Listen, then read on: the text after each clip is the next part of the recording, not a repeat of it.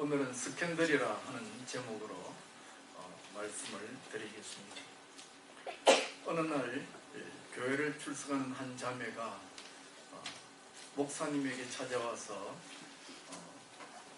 말을 했습니다. 목사님, 요새 저를 끊임없이 괴롭히는 제압된 생각이 있습니다.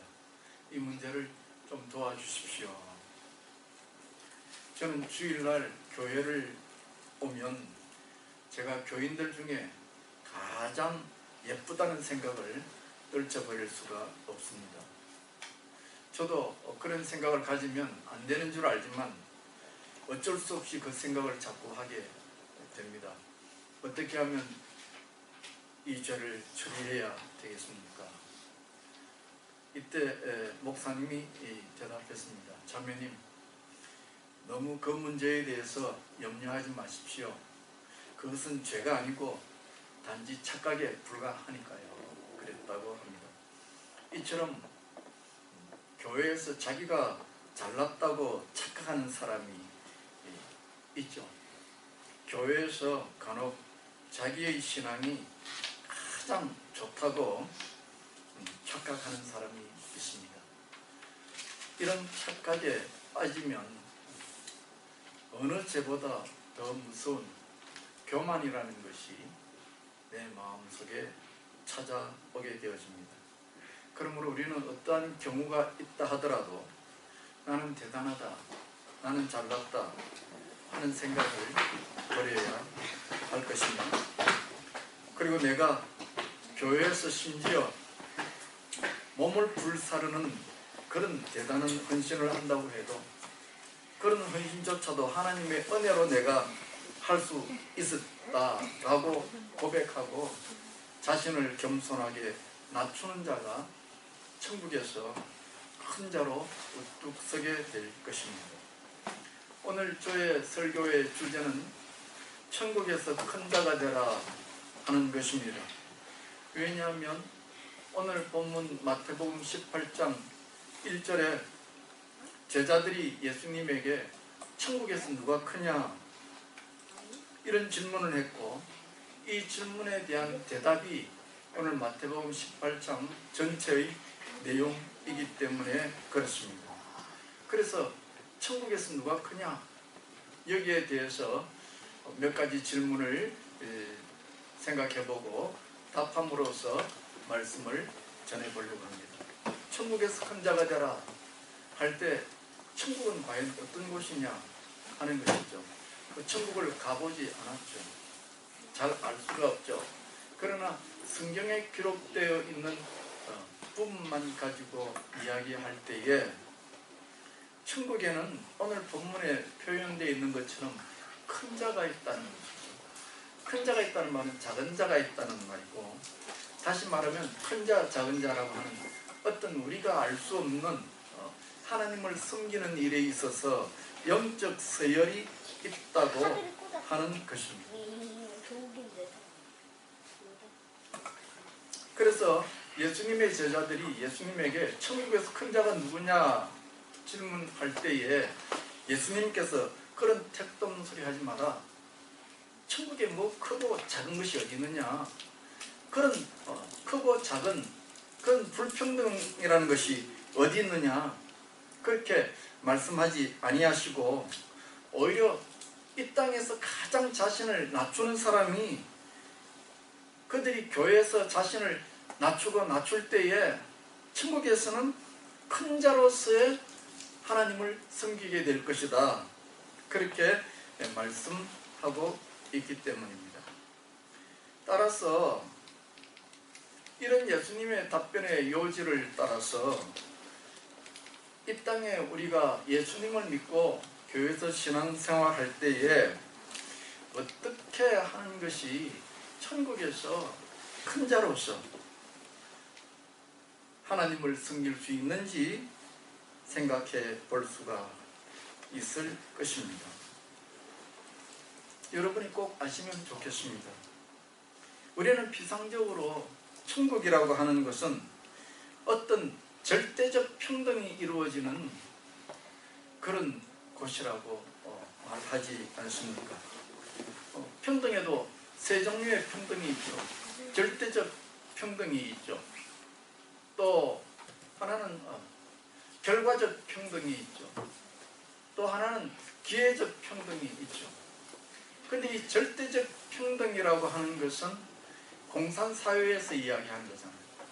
그러나 공산사회에서 말하는 이 절대적 평등이라고 하는 것은 만들어낸 신념에 불과하지 공산주의 국가에서조차도 절대적 평등이 없고, 우리가 잘 아는 바로 이북 땅에 있는 그 공산 국가에도 보면 그 김정은이나 주변에 있는 특권층들은 얼마나 잘 사는지 뭐 강남 사람 부럽지 않게 산다고 하는 것을 보지 않습니까? 그러니까 절대적 평등이라는 것은 사실 없는 것이죠.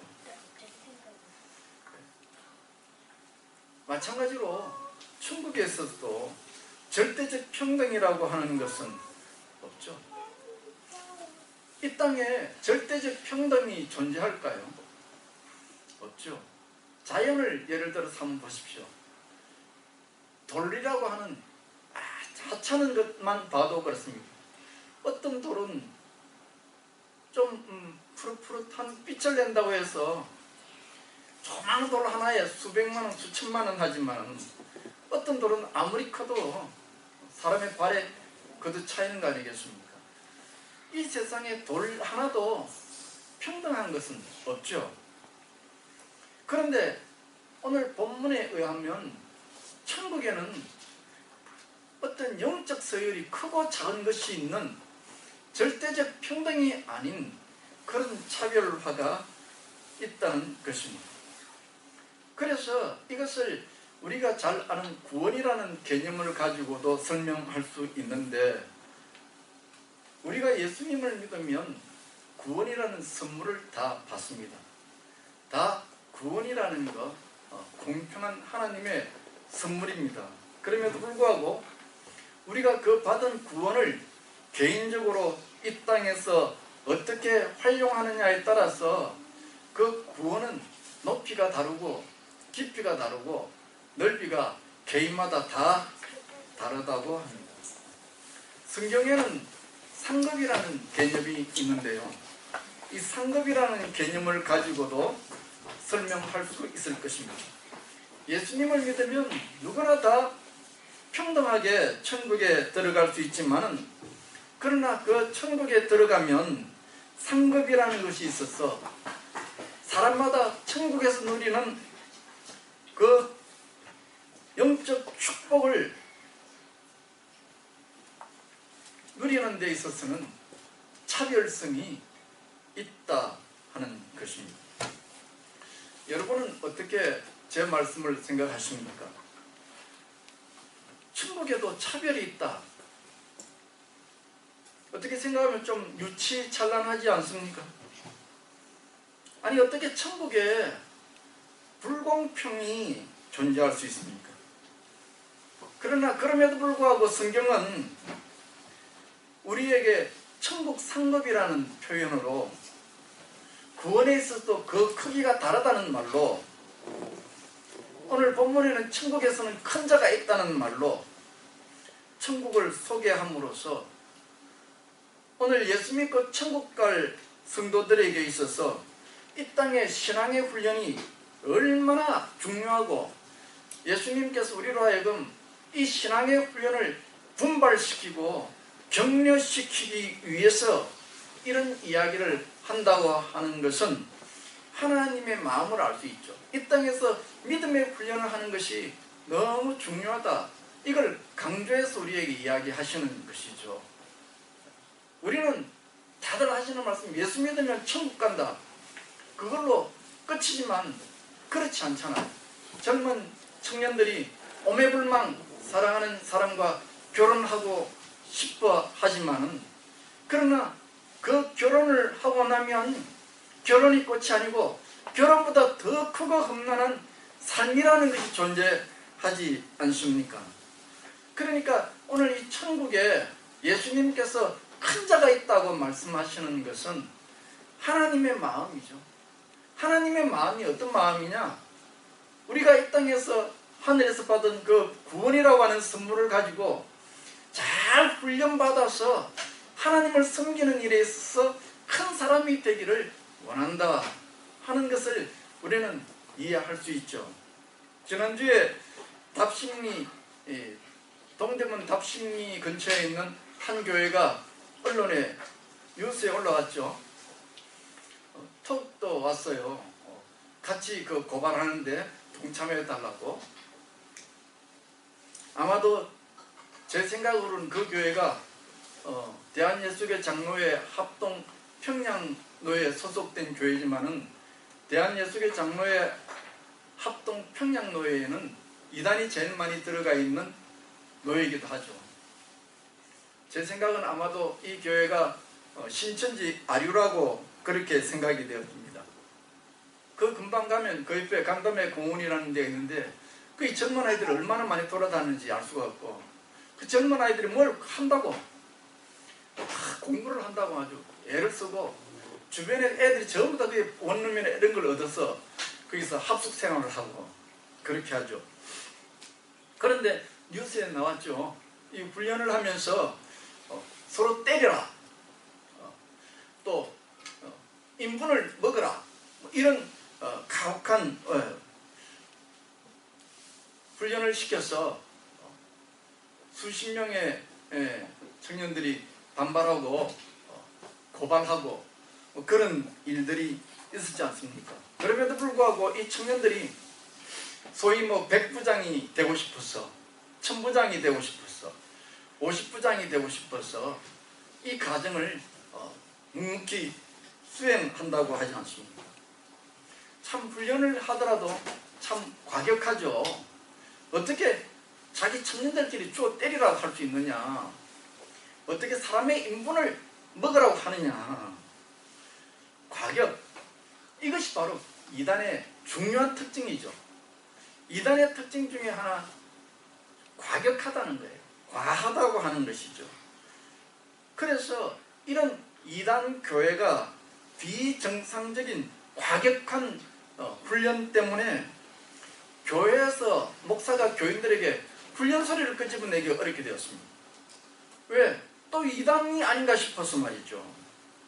그래서 이 훈련에 대한 교인들의 거부감과 불편함이 자리 잡았습니다. 이것이 문제죠. 언젠가는 또 어떤 이단에서 예수님 재림을 과하게 강조했잖아요. 그래가지고 집을 팔고 해서 산에 가서 텐트를 짓고 산다 그런 야단법석을 피웠죠. 그래서 그 당시에는 목사님들이 교회에서 예수님 재림에 관한 설교하기가 참 불편했었어요. 이처럼 오늘 한국 교회의 기성교회들이 그 핵심이 되는 요소들을 이단들에게 다 빼앗겨버리고, 이단들은 그것을 확대시켜서 과격하게 극단적으로 사용함으로 사회적 무리를 일으키고, 결국 기성교회들은 이것도 저것도 못하고 영적 무기력함에 빠져들어가는 안타까움이 있지 않는가, 그런 생각을 하게 되어집니다. 요즘 코로나19로 인하여 교회에서 모여 예배드리지 못하고 가정에서 인터넷 예배로 참석한다는 교인들이 있지 않습니까? 어쩔 수 없는 부분이라 할 수도 있을 것입니다만은, 한편으로는 한참 염려되는 것이, 굳이 교회를 안 가도 되는구나. 집에서 TV 틀어놓고 목사님 설교하는 거 듣는 걸로 핸드폰에서 실시간 영상 봄으로써 예배를 대체할 수도 있겠구나 하는 그런 신앙에 등한시 여기는 그런 교인들도 있지 않을까. 모여서 함께 교제하고 모여서 하나님 앞에 신앙에 훈련받는 부분을 잊어버리고 살아가는 그런 교인들이 많지 않을까. 말씀이 조금 옆으로 빠졌지만 어쨌든지 오늘 본문 말씀은 예수님께서 믿는 성도들이 천국에서 큰 자로서 하나님을 섬기기 위해서는 무엇보다도 교회 안에서 믿음으로 행하는 많은 노력과 훈련이 필요함을 우리에게 전해주는 말씀이라 할 수 있겠습니다. 둘째로 천국에서 큰 자가 될 수 있는 핵심 원리가 뭐냐? 오늘 이 천국에서 큰 자가 되기 위한 핵심 원리를 바로 이해하려면 오늘 설교의 제목인 스캔들이라는 낯선 단어에 집중해야 할 것 같습니다. 제가 갑자기 스캔들이라는 말을 사용하니까 여러분 조금 생뚱맞게 들리지 않습니까? 왜냐하면 우리는 이 스캔들이라는 단어를 성경에서 이야기하는, 그리고 단어의 원래의 뜻하고는 조금 다르게 사용하기 때문입니다. 원래 이 스캔들이라는 이 단어는 죄의 원인이 되는 함정에 빠지도록 하는 어떤 물건, 예를 들면 뭐 웅둥이라든지 덫이라든지 이것을 의미하는 스칸달론이라는 단어에서 파생되었고, 영어는 어펜트라, 그래서 심기를 상하게 한다, 성나게 한다, 상처를 준다는 것입니다. 그러니까 우리가 쓰는 스캔들이라는 의미하고는 상당히 차이가 있죠. 그래서 천국에서 누가 큰 자입니까? 제자들이 물을 때에 예수님께서 하시는 말씀이 어린아이, 다시 말하면 소자, 다시 말하면 교회 안에서 믿음이 약한 사람을 실족시키지 않는 것이, 그것이 교회에서 최소한 믿는 사람들이 살아가는 삶의 원리다 라고 말씀하시고, 이 사람들을 실족시키지 않는다는 이 실족이라는 단어가 바로 우리가 잘 아는 스캔들이라, 헬라어는 스캔달리조라, 6절에 그렇게 표현되어 있는 겁니다. 다시 말하면 천국에서 큰 자가 되고 싶은 사람은 교회 안에서 신앙생활할 때 최소한 지켜야 할 관문이 있는데, 그게 뭐냐? 믿음에 연약한 자들을 위로하고 격려하고 불쌍히 여기고 배려하여서 그들이 믿음에서 실족지 않도록 하는 이런 신앙의 관계를 맺는 것이 가장 기본적인 원리다 하는 것이죠. 그리고 이런 교훈을 예수님께서 18장에서 말씀하기 이전에 17장에 예수님께서 실제 몸소 이 교훈을 실천하신 것을 우리에게 알려줍니다. 17장 마지막 부분에 보면 성전세에 관한 이야기가 나오는데, 원리가 이런 이야기입니다. 하나님은 성전의 주인이시기 때문에 성전세를 인간들에게 받아야 할 위치에 있습니다. 그리고 예수님은 하나님의 아들이시니 역시 예수님도 성전에서 피조물인 인간들에게 성전세를 받을 위치에 있습니다. 그러나 대부분의 그 당시 사람들은 예수님이 하나님의 아들이라는 사실을 모르고 단순한 인간이라고만 생각했기 때문에 예수님도 역시 성전에서 성전세를 내야 할 것이 아니냐. 만약에 예수님께서 성전에서 성전세를 안 내면 그들 많은 사람들이 왜 예수님은 율법을 안 지키느냐, 그러면서 나를 따르려 한다면 어떻게 되겠느냐, 이런 오해를 할까 봐서 예수님께서 베드로를 시켜서 성전세를 내도록 했다 할 때에, 이때 그 당시의 사람들이 오해를 해서 왜 예수님은 율법을 안 지키느냐, 그것 때문에 자신을 따르는 일이 걸림돌이 될까 싶어서 바로 이 말씀이 스캔달리죠. 다시 말하면 스캔들이라 하는 것입니다. 따라서 천국에서 큰 자가 되기 위한 교회에서 신앙생활의 가장 핵심적인 원리가 무엇이냐고 할 때, 우리는 이 스캔들이라는 단어가 중요한 핵심 단어가 된다고 하는 것입니다. 하늘나라에서 큰 자가 되기 위한 가장 중요한 첫걸음이 무엇이냐? 교회 안에서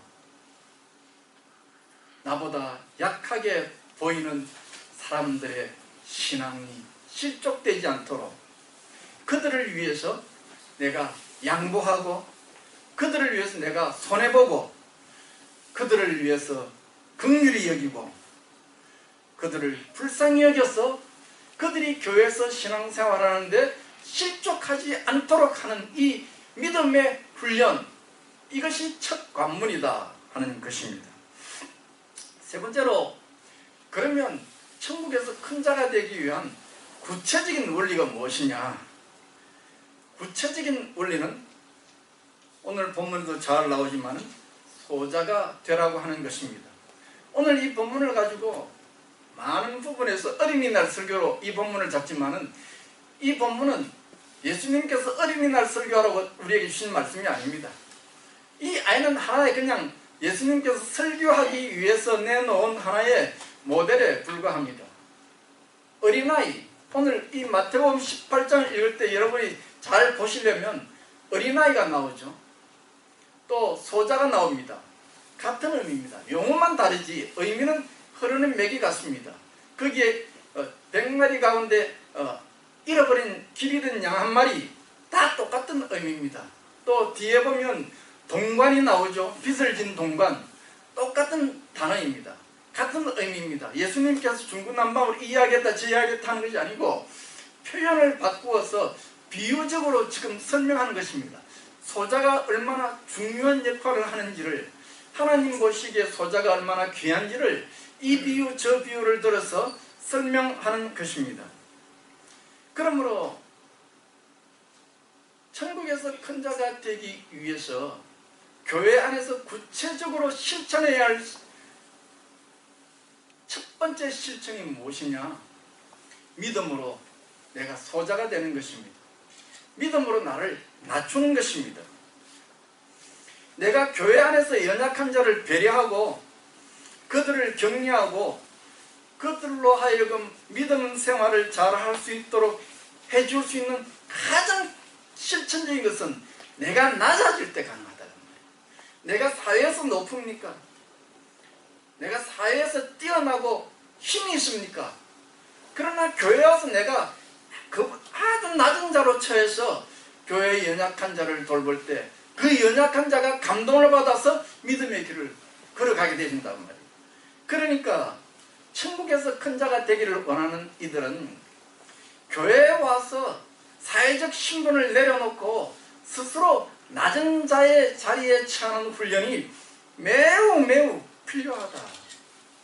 그래서 신앙생활이라고 하는 것은 반드시 교회에 나와서 이 훈련을 거쳐야 한다는 것이죠. 무슨 훈련이요?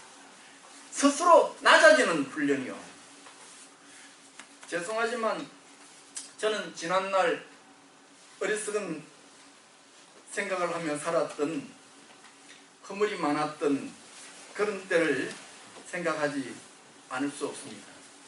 목회 초반에서도 그런 생각을 했습니다. 그리고 현수막에다가 혹시 여러분 기억할지 모르지만은 하나님으로 하여금 나를 성공시키게 하라, 이런 현수막도 달았습니다. 내가 성공하는 것이 최고의 목표였습니다. 나는 젊은 날이죠. 예수님을 믿은 이유도 큰 자가 되고 싶어서 예수님을 믿었습니다. 그래서 그 당시에는 제가 부산에 살았는데 이왕 예수를 믿으려면 신학교도 제일 좋은 데를 가야 된다 생각해서 서울까지 유학을 온 사람입니다. 유학 아닌 유학이죠. 그리고 신학교에서도 세상에서 큰 자가 되는 길은 여기서 최고가 되는 길이라 생각하고 노력했고, 이 모든 과정들이 돌아보면 세상에서 성공하고 싶어서, 세상에서 큰 자가 되고 싶어서 했던 몸부림이었습니다. 그런데 제가 믿는 하나님은 참으로 절묘한 하나님이셨습니다. 묘사시고 기모자셨습니다. 그래서 저는 60평생을 살아오면서 절묘하신 하나님을 만납니다. 절묘하신 하나님은 제가 큰 사람이 되려고 몸부림칠 때마다 그 절묘하신 하나님은 정반대로 나로 하여금 계속 작은 자가 되기를 요구하셨고, 그런 환경으로 저를 몰았습니다. 소위 영화와 부귀가 생각되어지는 사역전은 다 차단시키시고 오히려 가장 천하고 힘든 골짜기로 저를 내어 몰았습니다. 시골에서 그 낮아지는 사역을 하고 서울에 올라오니 소문이 돌았습니다. 용답동에 시골 목사라고. 그런데 그 당시에 동네 사람들이 시골 출신 목사라는 소리를 제가 들을 때에 왜 그렇게 기분이 상했는지 자존심이 상했는지 알 수가 없었습니다. 그러나 목회를 하려고 하면 어쩔 수 없이 그것도 끌어안아야 했고, 그래서 제가 젊은 때는 마음속으로 흥얼흥얼 불렀던 복음성 가운데 단연 랭킹 1위, 아마 수천 번, 수만 번, 수십만 번 불렀을 거예요. 하늘의 미랄이 땅에 떨어져 죽지 아니하면. 그거밖에 모릅니다. 하늘의 미랄이 땅에 떨어져 죽지 아니하며. 이걸 계속 된내의야만 했습니다. 저희 좁은 생각에, 저희 입장에서는 제가 제일 잘할 수 있는 영역이 공부라고 그렇게 생각을 합니다. 지금도 변함이 없습니다. 제일 쉬운 게 공부다. 왜냐하면 공부는 참으로 정직하기 때문입니다. 노력한 만큼 결실이 주어집니다. 공부는 내가 노력하면 객관적으로 어떤 결과물이 나에게 주어질지를 쉽게 연상할 수 있기 때문에 그 연상되어지는 결과, 그 목표를 생각하면서 염려함 없이 주어진 길로 달려만 가면 되는 것이었습니다. 공부는 그냥 나 혼자 감당하면 됩니다. 누구와 보조를 맞출 필요도 없고 누구의 눈치를 볼 필요도 없고 오직 내가 나 자신에게만 성실로 답하면 됩니다. 쉽게 말하면 1차 방정식입니다. 아주 단순한 논리입니다. 그런 내가 3차 방정식 같은 목회를 하게 되었으니 얼마나 실수가 많았겠습니까? 목회란 무엇보다도 내 자신에게 눈치를 봐야 되고, 둘째는 사람들의 눈치를 봐야 되고, 셋째는 하나님의 눈치를 보는 것이 목회 아닙니까? 그러니까 3차 방정식이니까 겨우 1차 방정식 푸는 사람이 3차 방정식을 풀려고 하니까 얼마나 힘들고 어렵겠어요. 그래서 나도 모르게 내 속에 있는 열등감과 무력감이 밖으로 노출되어지고, 그로 인해서 하나님은 저를 낮추는 자로 만들어가는 것을 제가 알게 되었다 하는 것입니다.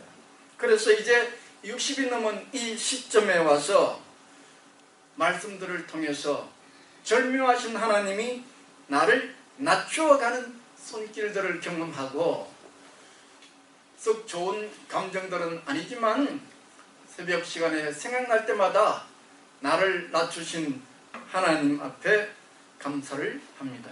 왜냐하면 내가 교회 안에서 낮아질 때 하나님은 나를 천국에서 큰 자로 만드신다고 하는 그 말씀을 생각하기 때문입니다.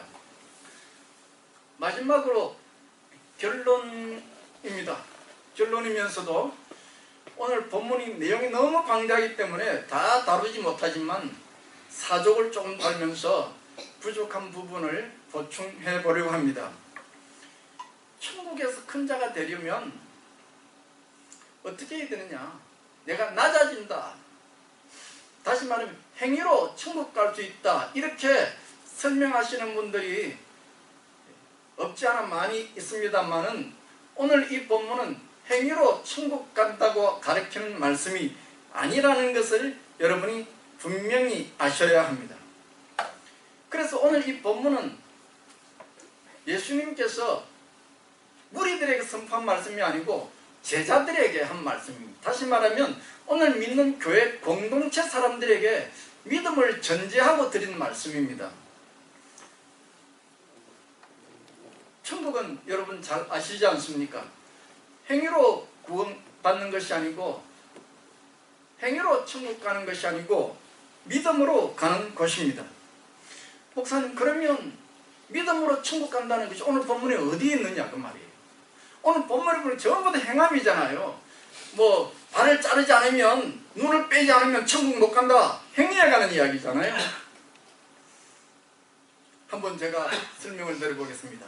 오늘 보면 3절에 보면 진실로 너희에게 이르노니 너희가 돌이켜 어린아이들과 같이 되지 아니하면 결단코 천국에 들어가지 못하리라 그랬는데, 여기 돌이킨다는 말은 스트라페테라는 헬라어죠. 스트라페테라는 말인데 시제를 제2과거형을 말합니다.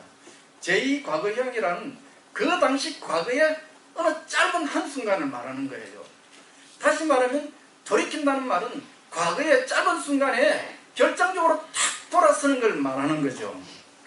다시 말하면 제가 방금 제 간증처럼 설명한 낮아지는 훈련, 하나님께서 제 인생 60년을 통해서 손을 보시고 환경을 통해서 말씀을 통해서 낮아지도록 점차적으로 훈련시키는 그런 과정이 아니고, 그렇게 변화되어지는 것이 아니고, 여기 돌이켜라는 말은 하나님의 은혜로 인하여 내가 예수님을 믿는 순간 내 마음속에 겸손의 영이 확 들어오는 것이죠. 그래서 나는 이 세상에 새로운 피조물이 되었다는 것이죠. 돌이켜 하나님의 은혜로 순간적으로 내 마음속에 새로운 피조물, 다시 말하면 겸손한 영이 나를 사로잡아서 나로 하여금 새 사람이 되어버리는 것을 말합니다. 그런데 그것을 가지고 그렇게 된 피조물 우리가 나의 지성과 감성과 의지를 통해서 성령에 감동시키는 그 감동함과 결부하여서 날마다 낮아져가는 훈련을 하는 것이죠. 그것을 우리는 교리적으로 성도의 견인이라 그렇게 설명합니다. 옛날에 젊었을 때는 무협지를 참 많이 읽었어요. 우리 여기 있는 남자분들도 무협지 한두 권 안 읽어보신 분이 있겠습니까? 거기에 보면 주인공이 어느 날 사경을 헤매다가 신기한 금술에 담긴 책을 하나 발견하잖아요. 그걸 읽었어요. 그래서 신비한 금법을 익혔습니다마는 그것을 가지고 현장에서 여러 번 사용해서 점점 고도로 발달하는 거죠. 우리가 예수님을 믿을 때 예수님의 겸손의 영이 하나님의 아들이신 그분이 인간이 되어 인간의 손에 죽기까지 낮아지는 그 겸손의 영이 예수님을 믿을 때 내 영혼 속에 일시적으로 들어오죠. 그게 돌이켜라 그 말이에요. 제2과거형이란 말이에요. 과거에 어느 날 그렇게 변화되어 버렸다는 거예요. 그러면 그 믿음을 가지고 나는 내 이성과 지성과 감정과 그리고 성령의 역사심이 합쳐져서 날마다 겸손의 훈련을 해나가는 것이다 하는 것입니다. 그러므로 우리가 받은 구원은 이 훈련, 성령님과 함께 동행하는 이 훈련, 하나님이 나에게 겸손의 영을 부어주셨는데 이 겸손의 영을 붙잡고 성령께서 말씀으로 날마다 감동시키는 것과 함께 겸손의 훈련을 해나가는 과정이 교회 생활이다. 그게 너무너무 중요하다 그 말이죠. 집에 앉아서 TV만 보는 것이 신앙생활이 아니다 그 말이에요. 또 한 가지 말씀을 드리고 싶은 것은 예수님께서 이 소자가 되라, 소자가 되어야만은 천국에서 큰 자가 될 것이다 하는 이 말씀을 하시면서 3절 말씀 보면 아주 강한 이중부정성을 사용합니다. 이중부정이라고 하는 것은 최고의 강한 긍정을 사용할 때 이중부정을 사용하잖아요. 우리나라 말도 이중부정을 사용하잖아요. 그건 뭐예요? 이중부정을 사용하면 아니고 아니니까 그런 거죠. 이중부정형을 사용함으로 인해서 예수님이 이 메시지를 강조하고 있다는 것이죠.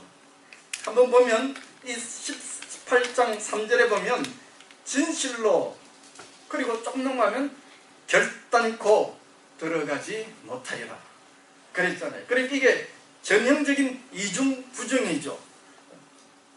들어가야만 한다 그 말이죠. 너희들이 소자가 되어서 천국의 큰 자가 되어야만 한다를 굉장히 강조하기 위해서 이중부정형을 사용하고 있다는 것이죠. 더 나아가서 오늘 본문 8절 전후로 쭉 그 내용이 나오지만 비유의 말씀이 나오잖아요. 많은 사람들이 초짜 젊은 아이들이 이 말씀 붙잡고 천국 갈 때는 이렇게 해야 된다. 봐라, 성경에 기록되어 있지 않느냐. 너 눈도 뽑아내야 되고 발도 잘라야 되고 그래야 된다. 그게 소위 말하면 제자 훈련들의 핵심들 아니에요. 똥도 먹어야 된다. 시키면 너 친구 뺨도 때려야 된다. 부모가 자식을 때려야 되고 자식이 부모를 뺨을 때려야 된다. 때리라면 시키라면 순종해야지. 이렇게 하게 되잖아요. 왜? 성경 보니까 심지어 눈도 뽑아야 되고 발도 잘라야 되고 손도 잘라야 된다고 하지 않습니까? 이게 뭐예요? 이게 비유의 말씀이잖아요. 비유란 말이에요. 비유라고 하는 것은 글자 그대로 지키는 것이 아니고 그 비유를 하신 의미를 캐치하는 것이죠. 그게 뭐예요? 발을 자를 때 어떻게 자릅니까? 손을 자를 때 어떻게 자릅니까? 그냥 자르나요? 눈 지그시 감고 결단해서 내리치는 거 아니에요. 다시 말하면 여기에 8절을 중심으로 해서 앞뒤로 나와 있는 이 비유의 이야기들 눈을 뽑아라 또 발을 잘라라 이런 이야기들은 비유의 말씀으로 다시 말하면 결단하라 그 말이에요. 예수님께서. 그러니까 이 천국의 큰 자가 되기 위해서는 너희들은 먼저 소자가 되어서 그 소자의 아픔을 겪고 있는 사람들을 도와줘라. 좋은 표현은 아니지만은 우리말에 과부 마음은 호레비가 아는 것처럼 교회에서 약하고 연약한 자들을 배려하고 그들이 믿음 생활을 잘 하기 위해서는 너희들이 먼저 그보다 더 낮아지는 자세를 보여서 그들을 섬길 때 참된 효과가 있다. 그러므로 너희들은 교회에 오면 낮아지는 훈련을 해라. 어떻게? 예수님께서 이중부정을 사용하면서 굉장히 액센트를 두고 그리고 비유를 통해서 결단해라는 거죠. 결단해라. 오늘 이 말씀을 듣고 당장 실천해라. 결단해라. 낮아지는 훈련을 하라 하는 촉구의 메시지라 할 수 있겠습니다. 따라서 우리는 오늘 이 말씀을 저와 여러분이 강단을 통해서 하고 듣지만 오늘 이 자리부터 마음속에 다시 한번 생각하십시오. 내가 낮아져야 할 부분이 무엇입니까? 내가 너보다 높지, 내가 너보다 똑똑하지, 내가 너보다 공부도 잘하지, 내가 너보다 이쁘지, 내가 너보다 그래도 말도 잘하지, 내가 너보다 낫지, 이런 낫다고 하는 생각들이 있으면 지금 이 순간부터라도 그것을 접으시고 믿음으로 과감하게 결단 내려 낮아지는 훈련을 하여서 저와 여러분이 천국에서 만날 때는 우리 다같이 천국에서 큰 자로 만나는 그런 복된 기쁨이 있기를 예수님의 이름으로 축원합니다. 기도합시다. 하나님 아버지 감사합니다. 우리는 본능적으로 나를 보호하고 나를 지키고 싶고 내 마음에 상처가 있으면 이것을 숨기려고 겉으로 나를 더 포장하고 나를 멋진 사람으로 나를 우월한 사람으로 드러내고 싶은 것이 저희들의 본능임을 고백합니다. 주여 이 시간 오셔서 오늘 우리의 마음을 살피시고 우리의 본능 속에 나를 과대 포장하고 싶고 나를 높이고 싶은 그 충동을 살피시고 성령께서 오셔서 권면하여 주시고 가르쳐 주시옵소서. 우리가 믿음으로 교회 안에서 더 낮아지게 하시고 더 겸손하게 하여서 교회의 약한 자들을 믿음으로 함께 천국까지 같이 걸어가는 길에 저희들이 바른 인도자가 될 수 있도록 축복하여 주시옵소서. 감사하옵고 예수님 이름으로 기도하옵나이다. 아멘. 우리 찬송가 347장 하면서 최수자님 한번 하실래요? 헌금위원을 좀 해주시기 바랍니다. 347장.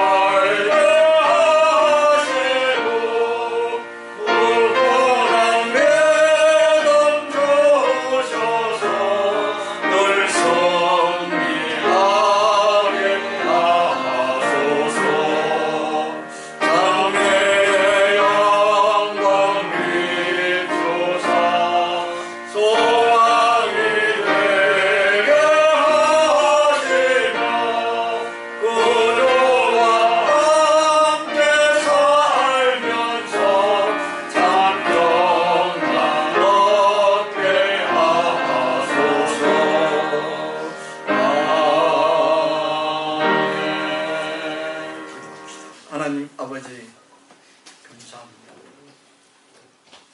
사랑하는 성도들이 코로나19 바이러스로 인하여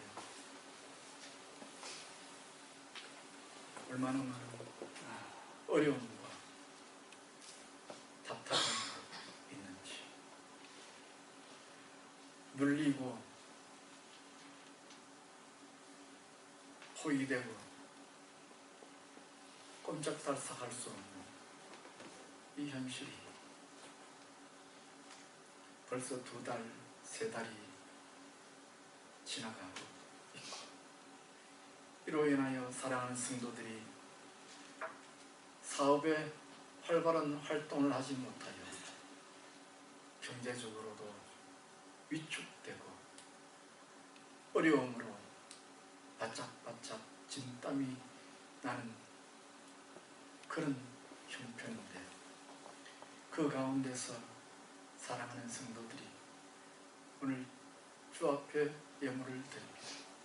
어떤 성도는 코로나19 바이러스로 인하여 교회를 출석하지 못했어. 그동안 출석하지 못했던, 그래야 하나님 앞에 헌금을 드리지 못했던 것 손가락으로 하나하나 꼽아가며 주정헌금과 11조와 구제와 건축으로 자신이 드리지 못했던 것을 다 계산하여 그것을 뭉쳐서 드린 교우들도 있사옵니다. 하나님이여, 어떻게 무엇을 드린다 할지라도 하나님이여, 드리는 이들의 믿음을 보시고 하나님 사랑하는 마음을 보시고 그 사랑하는 믿음 위에 하나님 은혜를 부어주시고, 하나님 이들 심령 위에 이 시간에 강한 면역력을 부어주시고, 어떤 조그마한 감기도 근처에 얼씬하지 못하게 하시고, 한 길로 찾아온 질병과 허약함은 7길로 떠나가게 하여 주셔서 그 심령이 주 앞에 나올 때마다 새롭게 강건함을 입는 역사가 있도록 이 시간 허락하여 주시옵소서. 감사하옵고 예수님 이름으로 기도하옵나이다. 아멘.